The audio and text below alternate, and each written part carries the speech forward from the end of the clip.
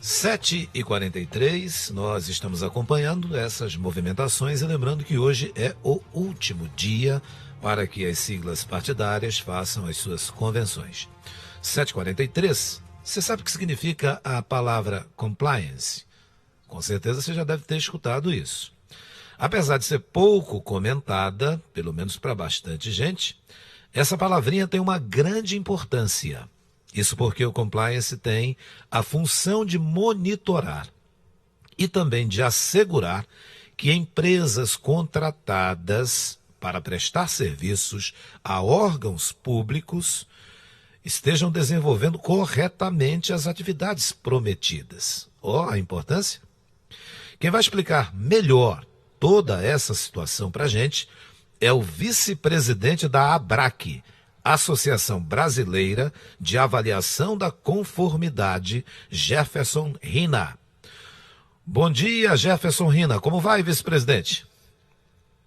Bom dia, Patrick. Bom dia a todos os ouvintes. É um prazer estar aqui com vocês. Muito obrigado por aceitar o nosso convite para falar desse assunto que para muitos ainda é um desconhecimento, mas que tem um nível de importância muito grande. Eu já pergunto, há leis que pedem a obrigatoriedade de um programa de compliance? Olha, Patrick, eu brinco que se leis fossem suficientes, não haveria crimes. Há leis, sim, hoje no Brasil, tanto em nível federal quanto algumas em nível estadual, que ou recomendam, ou principalmente no nível estadual, como é o caso do próprio Amazonas, passam a exigir como programas de compliance das empresas que fazem negócio com o poder público. Ainda não há algo que exija do poder público, com exceção de honrosas exceções, como está iniciando no caso do Paraná. Mas sim, existem leis. A primeira aqui do Brasil trata aí de 2013, que é a Lei 12.846, que foi a famosa Lei Anticorrupção. Depois veio sua regulamentação, e desde então diversos estados têm ido na mesma linha e pedido programas de compliance. E esses programas de compliance, eles possuem fiscalização correta, por exemplo, dos serviços que são prestados em órgãos públicos? Olha, a lei prevê o seguinte, alguém que fecha contrato com a administração pública, óbvio que não valores mais relevantes, mas mesmo nisso não há ainda um acordo. Por exemplo, o Estado de Amazonas só pede, com a Lei 4.730, ela só pede, por exemplo, compliance de, por exemplo, obras públicas acima de 3.300.000, enquanto o Rio Grande do Sul, por exemplo, pede a partir de 330 mil. Essas leis dizem que quem tem que fiscalizar seria o próprio, em geral, fiscal do contrato ou gestor do contrato. Ou seja, é previsto. Eu não tenho tido muitas notícias de que há uma fiscalização efetiva em cima desses contratos para saber se as empresas de verdade implantaram compliance, porque todas essas leis são unânimes num ponto. Na hora de assinar o contrato, não precisa ter compliance. As empresas têm um prazo para implementar, então já nasce com alguma fragilidade que a fiscalização poderia evitar, mas eu não tenho tido notícias de fiscalização. Uma das causas, e que eu acho que pode ser a principal causa, é que nem fiscal de contrato, nem gestor de contrato, de maneira geral, tem a formação e o conhecimento suficiente para avaliar se esses programas de compliance são efetivos, porque eu posso não ter um programa, posso ter um programa só de papel, o que é muito grave, que aí é abusar da fé pública, e posso ter um programa que está ali, mas ele na prática não funciona. Então, hoje uma grande fragilidade, é por isso que eu brinquei que se leis fossem suficientes não haveria crimes, mas o que a gente vê aí é crime pipocando para todo lado. Pois é, e cada vez se aprovando mais leis, e a gente não vê a efetividade dessa lei para valer. E o senhor tocou no assunto que é bem interessante, Jefferson Rina, vice-presidente da ABRAC. O senhor fala que a empresa, quando ela vai ser contratada, por exemplo, não tem a obrigação, né, dela fazer o compliance. Não há essa obrigação, pelo que eu entendi. Isso, de alguma maneira, deixar a coisa solta é perigoso? Olha, se houvesse a fiscalização, Patrick, até nem tanto, por quê? Exigir no ato da contratação a implantação do programa oneraria, inclusive, quem perde a concorrência. Por exemplo, tem 5, 6, 7 empresas participando da concorrência. É lógico que demanda algum investimento, ter um programa de compliance, e aí obrigar que os 5, 6, 7 tenham, para no ato de assinar o contrato, o programa já está funcionando, talvez não fosse razoável. Pode ser que no futuro, sim, isso hora que isso virar um paradigma de mercado. Mas, se houvesse a fiscalização, não. E isso é muito ruim, porque você fecha um contrato com uma empresa acreditando que ela vai implantar um programa de compliance, anticorrupção, antissuborno. Essa empresa, eventualmente, não implanta esse programa. E aí, no final das contas, não há garantias de que existe um mecanismo para evitar a corrupção nessa empresa. O que eu tenho colocado como proposta e continuo a esperar que a fiscalização seja efetuada, eu acho que vai ser muito difícil, porque volta na ideia dos fiscais, que fiscal de contrato que não conhece de compliance vai lá e atestar que uma empresa privada, um agente público vai lá e atestar que uma empresa privada realmente tem um programa de compliance.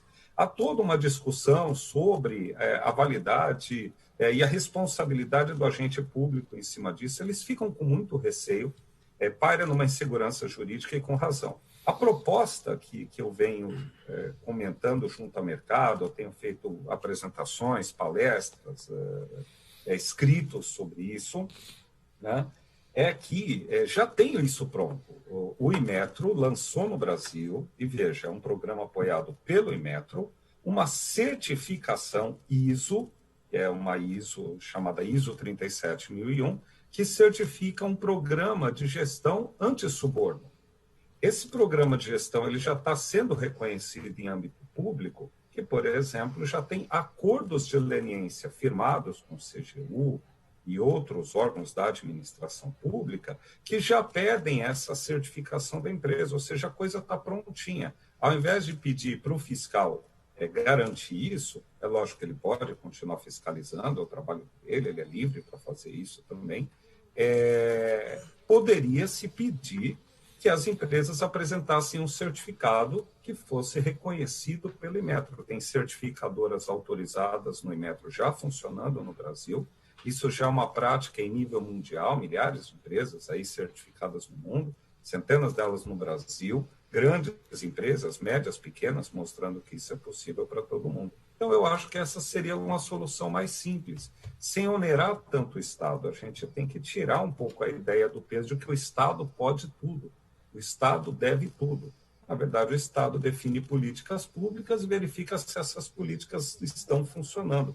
Mas, para isso, existem soluções bem mais simples, eu diria até mais confiáveis e que dá mais segurança para todo mundo, poder público, agente público, a própria empresa e a sociedade. De fato, e é muito importante essa frase que o senhor colocou, de cada um no seu papel, cada um na sua função, não é?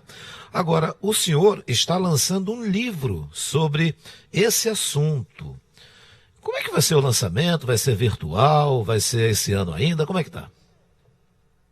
O lançamento vai ser agora mesmo, já está pronto o livro, será um e-book, até nessa época agora, especial a pandemia, mesmo que eu lançasse fisicamente, ele fica difícil, eventos presenciais e tudo mais, eu devo estar lançando alguns eventos virtuais. É um e-book, eu vou buscar disponibilizar na minha plataforma mesmo, meu próprio LinkedIn, quem quiser, é só buscar Jefferson Carvalho Rina e vai achar. Buscar no meu Instagram, que está lá, Jeff, com 2 Fs, Carvalho Oficial, para quem tiver curiosidade, tem os links lá de acesso, e vou buscar também, tentar deixar em alguma plataforma como uma Amazon ou outra qualquer. Esse livro foi fruto de um estudo profundo em conjunto com um jurista amigo meu, Dr. Cláudio Carneiro, pessoa incrível do Rio de Janeiro, pós-doutor nessa área, inclusive, professor da Universidade de Lisboa. Ele me apoiou em algumas etapas do livro e, no final, lançamos 5 autorias. Mas foi fruto de uma pesquisa extensa que eu fiz em relação à situação de como os estados estão buscando exigir os programas de compliance das empresas. E em todos eu cheguei praticamente no mesmo resultado. Existem leis para tudo quanto é lado pedindo os programas de compliance. A partir do momento que você traz uma obrigação regulatória, você traz duas coisas. Uma incerteza jurídica, porque o fato do cara não cumprir, não implantar o programa de compliance, eventualmente um fiscal não fiscalizar ele, não livra ele de qualquer sanção, porque amanhã, numa auditoria de TCU, de CGU, ou mesmo através de uma denúncia, o fato dele não ter sido fiscalizado e multado naquela época não significará que ele não será. Da mesma forma, o agente público que deixar de fiscalizar. E a gente vê que, no final das contas, quem perde é a sociedade em si, porque está acreditando que haverá um programa de compliance, que os programas de compliance servem para alguma coisa, e quem perde também é a narrativa, quem perde é o próprio mercado e também a sociedade com a construção nefasta, uma construção muito ruim de uma narrativa de que programa de compliance não serve para nada.